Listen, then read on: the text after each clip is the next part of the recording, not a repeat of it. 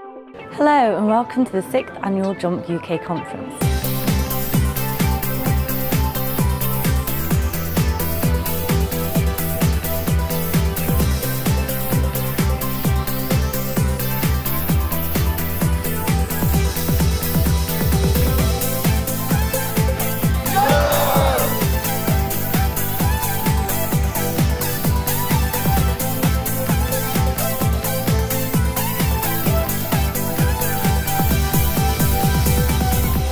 The JuMP network began in the US 8 years ago to support the networking and career development of junior and mid-level staff.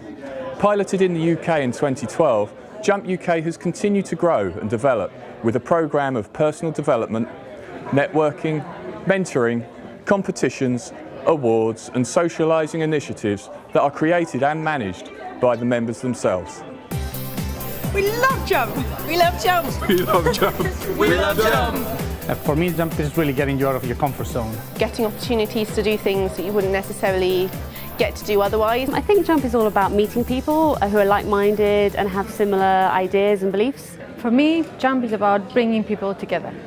Just a chance to meet new people and do fun things. JuMP is a platform for me to launch my career. Every year we have a different conference theme, and this year it's seizing opportunities and overcoming obstacles.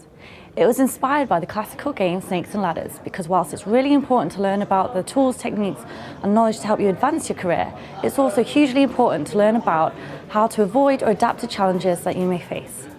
With this in mind, we have a range of senior leaders from across the business presenting sessions, from engineers to programme managers, to those working in our financial, legal and innovation sectors. As well as teaching about their respective fields, it also gives our jumpers an opportunity to network with senior leaders and meet mentors who will support them with their careers. We spoke to a number of execs, in fact all of them. It was like music chairs. I was just really surprised about the candid account they gave of their personal experiences. And that's just great because it helps us relate to our situations.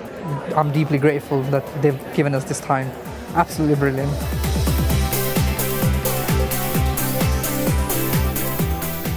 So we thought it very apt and relevant for us to spend a bit of time talking about change over the next few hours as part of this conference. We're about to go through a big change, but we always go through change. And the quicker they can get to a place where they understand and are comfortable with change, the more adept they'll be at moving through it to become better performers individually, but also collectively as a company.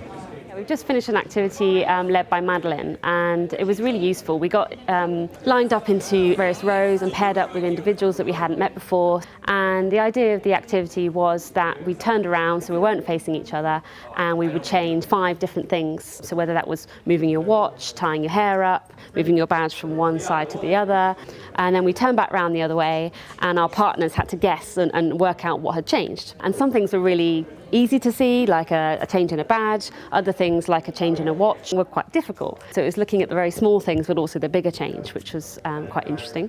And then we turned around again, and we had to change an additional 7 things, which again is quite difficult when you've already changed 5 things. So people started to think about working with their neighbours either side of us, and actually swapping a jumper, or swapping a watch or a badge or something. So it started us to think about change in working and collaborating with others around us, as well as just our partner. And I think one of the really useful things about that exercise was understanding change on a personal level and on a very small scale, and actually if change is done in steps and in a sequence rather than done all at once, it's actually a lot more manageable. And I think that's something that we can all learn in how we manage change in our lives and also within CH2M going forward. We have introduced a fun, exciting experience around change initially, just to set the context. We've then talked through the theory, and in particular the change curve and the different quadrants within it. And we're now currently asking them to think about how they would move through that change curve to a positive outcome as quickly as possible. So I think the change curve is a really useful analogy, a really useful concept. I think the idea of starting off initially with the shock and the denial at the beginning when you first find out about change is a natural thing for any human being when there's something that they're faced with. And then when we come down to the resignation, coming into the acceptance and then the final commitment to change, I think that's really true and we all experience that. To me, change is just something to be embrace, and every change might have negative connotations, but I think that if you just roll with the punches and try to make the good of the best that you can, almost every change can be an opportunity.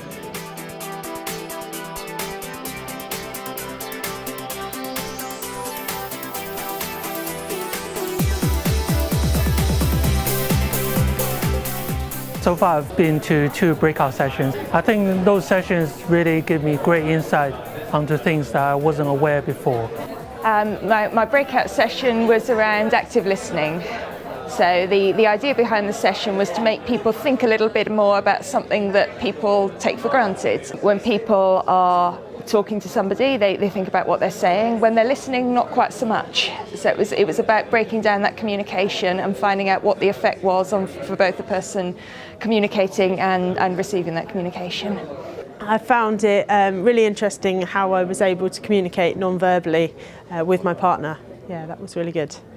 I think I was very impressed with the group, actually. They were incredibly engaged, they were enthusiastic, they got into the spirit of it, and they thought about what they were doing and they thought about the effect on others, and it brought out some wider situations that I wasn't expecting.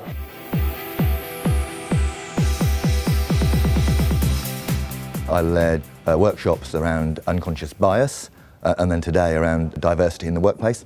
And I was really enthused to see the feedback from our jumpers, who were especially keen on understanding, what they can do and what we can do as a business to really make our workplace fully inclusive to all.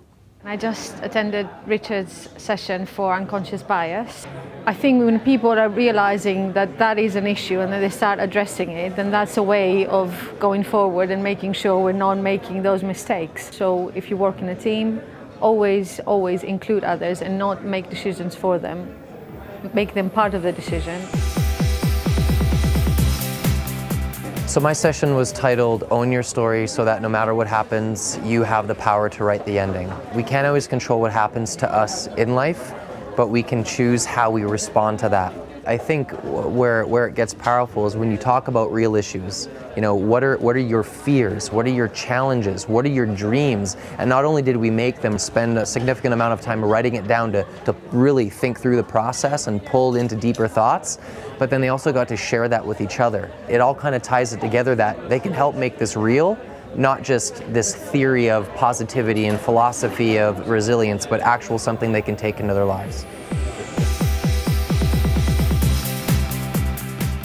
The breakout sessions have been so helpful and really varied, and the different people and senior execs that they have and their specialisms and what they can bring and teach us, that different perspective has been amazing. This conference is my first one and it's been great. I've loved it.